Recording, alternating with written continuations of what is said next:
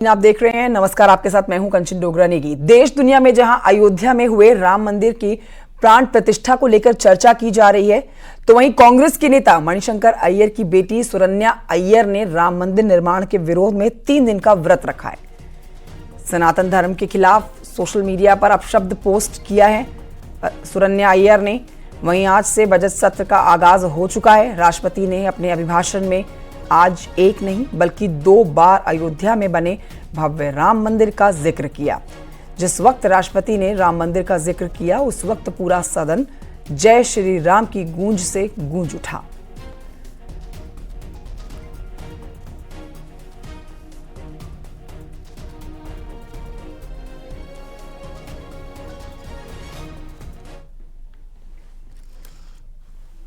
आपको बताएं कि कांग्रेस के नेता मणिशंकर अय्यर की बेटी सुरन्या अय्यर ने राम मंदिर निर्माण के विरोध में 3 दिन का व्रत रखा। सनातन धर्म के खिलाफ सोशल मीडिया पर अपशब्द पोस्ट किए। इसके चलते जंगपुरा स्थित उनकी सोसाइटी की RWA ने उन्हें और मणिशंकर अय्यर को लेटर लिखा है। या तो सार्वजनिक रूप से माफी मांगी अपने बयान के लिए, या फिर सोसाइटी छोड़कर चले जाइए।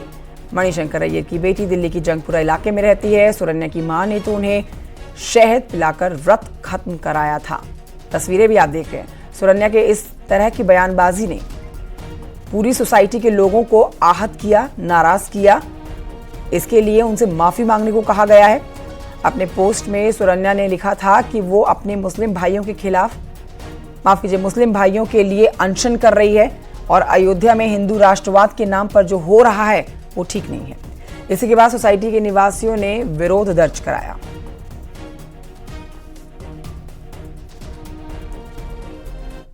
बाईस जनवरी को अयोध्या में होने वाले कार्यक्रम के चलते दिल्ली का माहौल हिंदू अहंकार से भर गया है।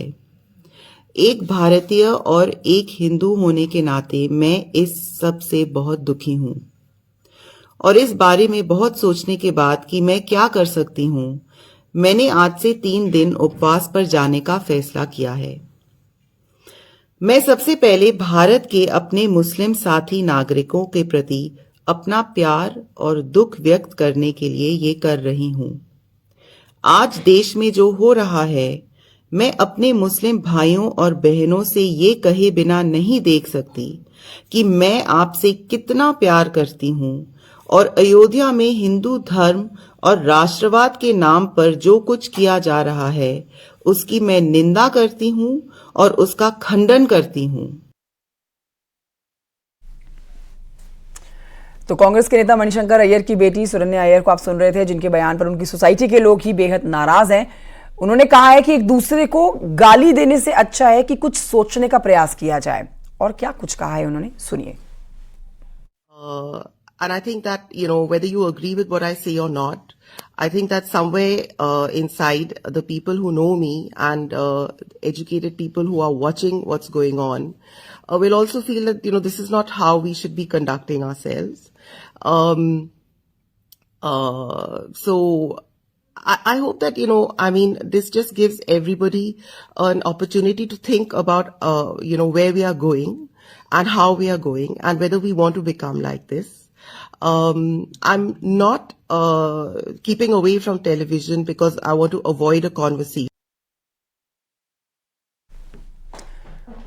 और इस पर बीजेपी सांसद रामकृपाल यादव ने कड़ी प्रतिक्रिया दी है। मणिशंकर अय्यर की बेटी के जरिए प्राण प्रतिष्ठा कार्यक्रम के विरोध में 3 दिन के व्रत रखने पर कहा है कि ये लोग सनातन विरोधी हैं।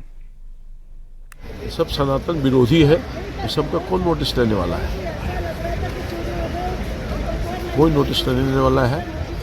हिंदुस्तान के आवाम जो सनातन धर्म मानने वाले लोग हैं, उसमें हर्षोल्लास है। आपने देखा नहीं 22 तारीख को क्या नज़ारा था? पूरे हिंदुस्तान के घर घर में रामलला के प्राण प्रतिष्ठा हुआ, दीपावली मनाई गई।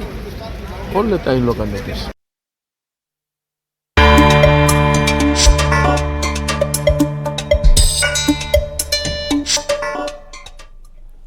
तो बजट सत्र का आगाज हो गया है। राष्ट्रपति के अभिभाषण के साथ ही संसद के बजट सत्र का आगाज हो चुका है। कल वित्त मंत्री निर्मला सीतारमण बजट पेश करेंगी।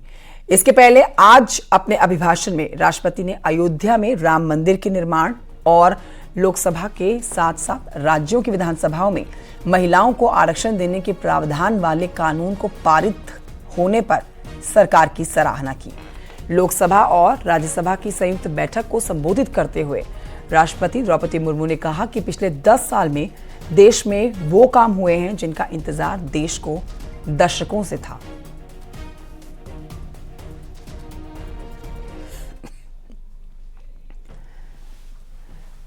तो राष्ट्रपति ने अपने अभिभाषण में आज एक नहीं बल्कि 2 बार अयोध्या में बने भव्य राम मंदिर निर्माण का जिक्र किया। जिस वक्त राष्ट्रपति ने राम मंदिर का जिक्र किया उस वक्त पूरा सदन जय श्री राम के नारों से गूंज उठा। राष्ट्रपति ने कहा कि राम मंदिर के निर्माण और रामलला की प्राण प्रतिष्ठा के साथ शतकों का इंतजार खत्म हुआ।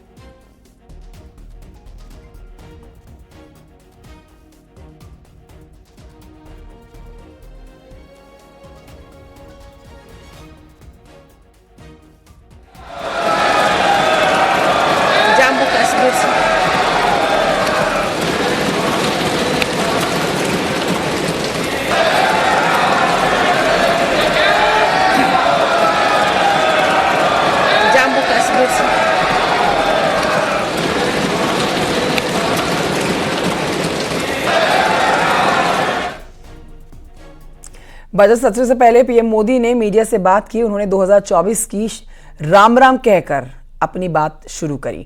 पीएम मोदी ने नारी शक्ति का जिक्र करते हुए राष्ट्रपति द्रौपदी मुर्मू के मार्गदर्शन का जिक्र किया। उन्होंने बताया कि कल वित्त मंत्री निर्मला सीतारमण जी अंतरिम बजट पेश करने जा रही हैं। इस मौके पर प्रधानमंत्री ने विपक्ष पर भी तीखा हमला बोला।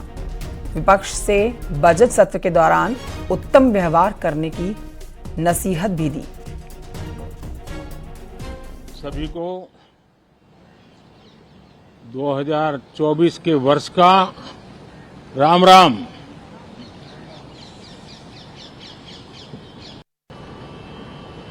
लेकिन मैं इतना जरूर कहूंगा कि जिनको आदतन हुड़दंग करने का स्वभाव बन गया है,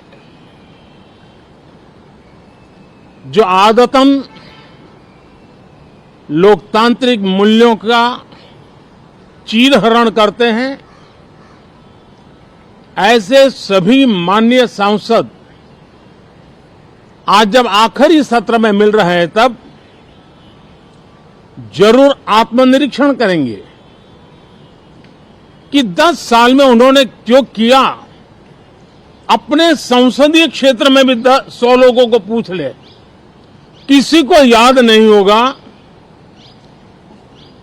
किसी को नाम भी पता नहीं होगा जिन्होंने इतना हुड़दंग हो हल्ला किया होगा।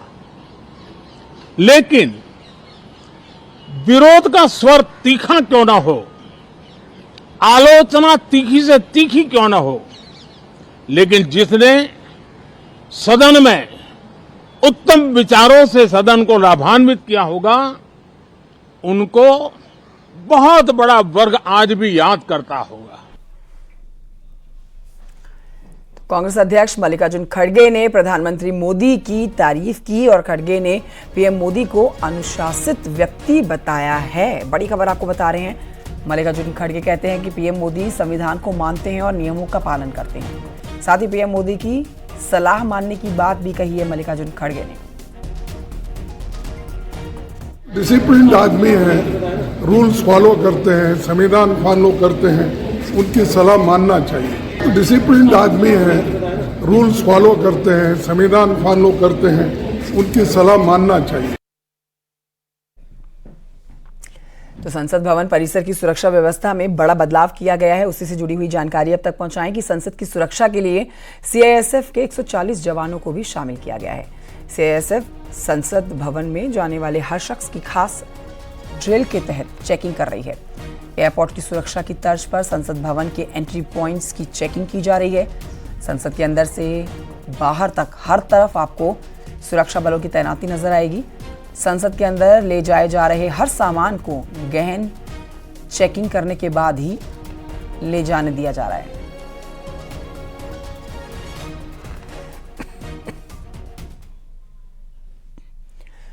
दो फरवरी से यूपी विधानसभा का सत्र शुरू होने जा रहा है। उत्तर प्रदेश विधानमंडल में यूपी सरकार 5 फरवरी को वित्तीय वर्ष 2024-25 का बजट पेश कर सकती है। यूपी सरकार का 7.65 लाख करोड़ रुपए का बजट का आकार हो सकता है।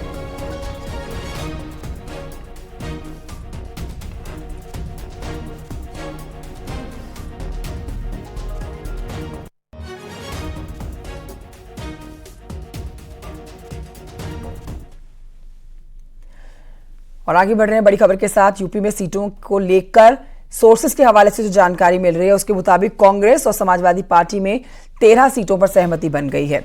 सोर्सेस बता रहे हैं कि 13 सीटों पर यह सहमति बनी है। कांग्रेस यूपी में 22 सीटें मांग रही थी। सीटों को लेकर औपचारिक ऐलान होना अभी बाकी है। फरवरी के पहले हफ्ते में इसे लेकर ऐलान हो सकता है। वहीं कुछ जगहों पर उम्मीदवार का ऐलान देरी से हो सकता है। हालांकि समाजवादी पार्टी ने अपनी पहले उम्मीदवारों की लिस्ट तो निकाल दी है, लेकिन सीट शेयरिंग पर अब बात बनती हुई नजर आ रही है उत्तर प्रदेश में कांग्रेस और समाजवादी पार्टी के बीच में।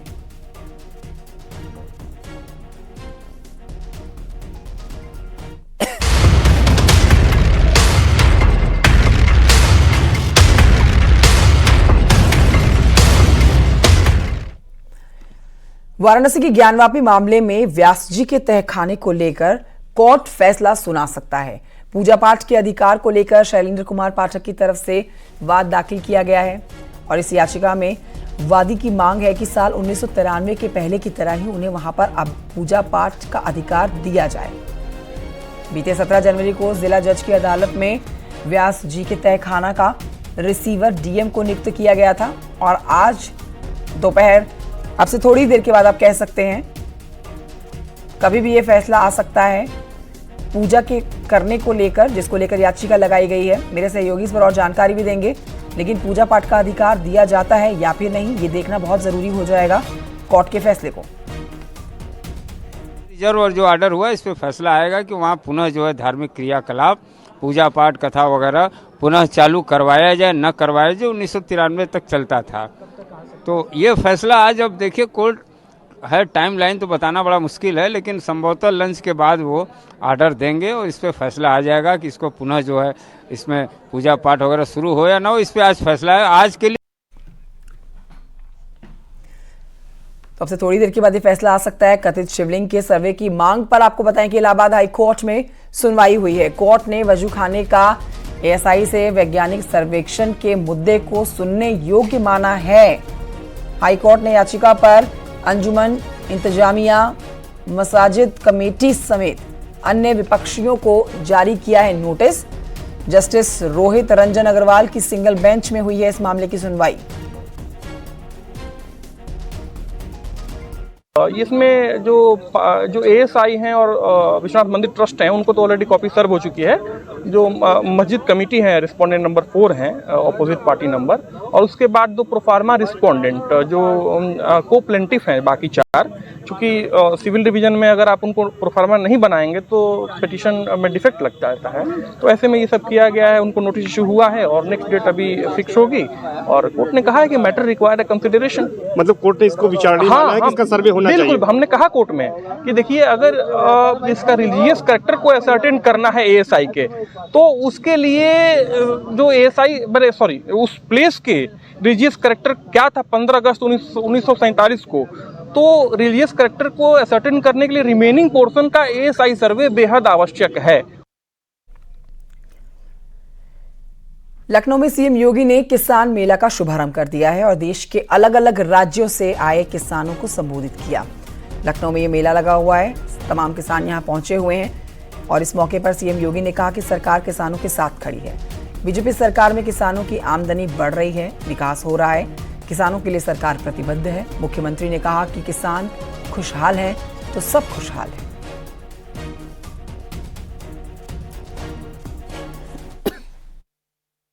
पहली बार 2018 से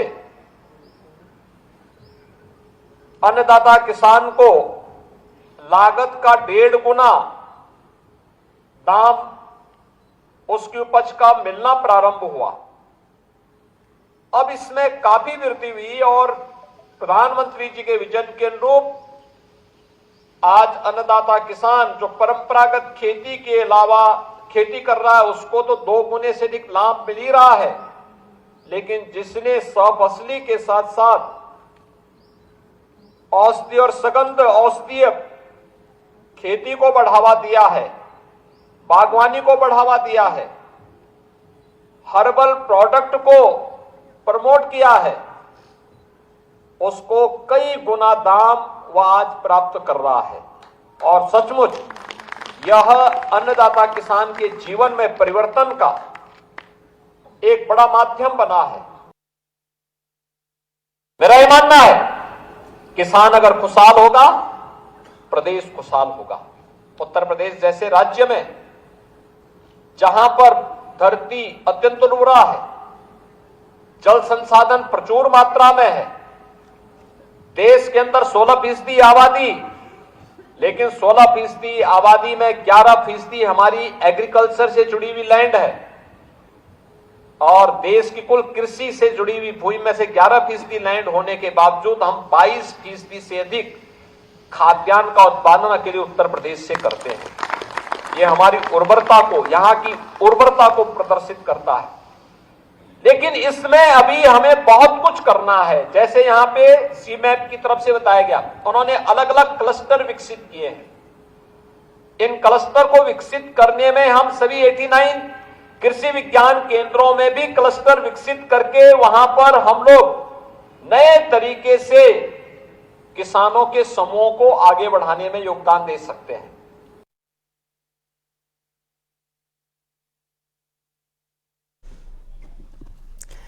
आज की एक और बड़ी खबर आप तक पहुंचाते हैं। ADG law and order Prashant Kumar को अब यूपी पुलिस का नया डीजीपी बना दिया गया है।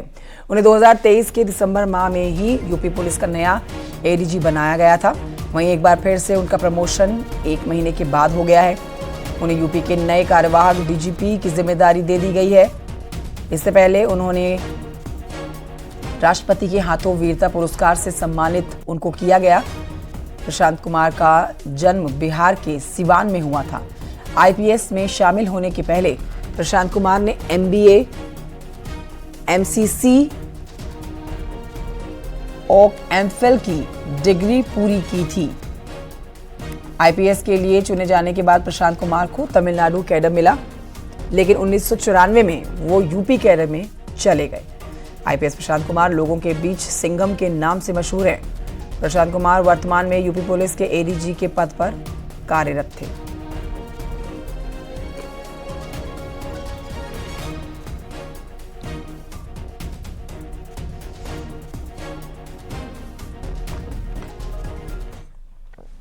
कौन है प्रशांत कुमार? हम आपको बताते हैं कौन है प्रशांत कुमार। 1990 बेंच के आईपीएस ऑफिसर है प्रशांत कुमार और मूल रूप से बिहार के सिवान के रहने वाले हैं। यूपी में सिंघम के नाम से फेमस है प्रशांत कुमार। अब एक नई बड़ी जिम्मेदारी उनको मिल चुकी है। और आइए आगे बढ़ते हैं, किसानों के मुआवजे की बात करते हैं, जिसमें देरी को लेकर सीएम योगी नाराज हैं और अपनी नाराजगी उन्होंने दिखाई अधिकारियों पे। 17 जिलों के एसडीएम से 1 सप्ताह में जवाब मांगा गया है। अलीगढ़, हाथरस, बाराबंकी, मऊ, बरेली, बदायूं, अंबेडकर नगर, तो कुल मिलाकर 17 जिले हैं जिनसे हिसाब मांगा गया है। साथ ही किसानों को तत्काल मुआवजा देने के कड़े निर्देश जारी किए गए हैं। क्षतिग्रस्त फसलों के सत्यापन में देरी पर सीएम योगी नाराज और इसी वजह से मुआवजे पर हुई जो देरी है, 17 जिलों के एसडीएम से 1 सप्ताह के भीतर जवाब देने को कहा है। किसानों को मुआवजा देने में देरी पर मुख्यमंत्री योगी आदित्यनाथ ने अफसरों पर नाराजगी जताई है।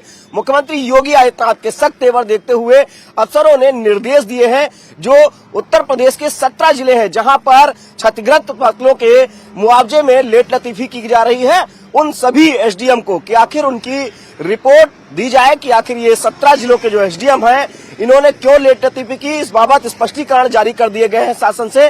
और 7 दिन का समय भी इन एसडीएम को दिया गया है कि आखिर किसानों को क्षतिग्रस्त फसलों में मुआवजा देने में लेट लतीफी क्यों की गई, इस संबंध में रिपोर्ट भी मांगी गई है। 7 दिन के भीतर ये रिपोर्ट देनी है इन एसडीएम को। जाहिर सी बात है कि मुख्यमंत्री योगी आदित्यनाथ लगातार अफसरों को निर्देश देते हैं कि चाहे वो किसान हो या तमाम दूसरी योजनाएं हैं, उसमें जो जरूरतमंद है उनको तत्काल लाभ दिया जाए। जो भी अफसरों की तरफ से लेट लतीफी होती है, मुख्यमंत्री योगी आदित्यनाथ लगातार सख्त कार्रवाई के निर्देश देते हैं। और इस संबंध में भी मुख्यमंत्री योगी आदित्यनाथ ने जो क्षतिग्रस्त फसलें किसानों की हैं, उसमें मुआवजे पर लेट लतीफी को लेकर 17 जिलों के एसडीएम को निर्देश जारी हुए हैं कि वो अपना स्पष्टीकरण दें, यानी कि उन सभी 17 जिलों के एसडीएम एफआर को नोटिस जारी की गई है। कैमरामैन शरद के साथ संकेत मिश्रा, न्यूज 18 लखनऊ। नोएडा प्राधिकरण के द्वारा अपात्रों को मुआवजा वितरण करने के मामले में सुप्रीम कोर्ट के आदेश पर गठित एसआईटी ने जांच रिपोर्ट तैयार की है। सोर्सेज के हवाले से जानकारी मिल रही है, उसमें मुआवजा घोटाले की रिपोर्ट में कई अधिकारियों के नाम शामिल हैं। शासन को सौंपी गई ये रिपोर्ट न्यायालय में भी पेश की गई। सोर्स बता रहे हैं कि नोएडा के कई और गाँव में गलत तरीके से मुआवजा बांटा गया। 100 करोड़ से ज्यादा का मुआवजा घोटाला बताया जा रहा है।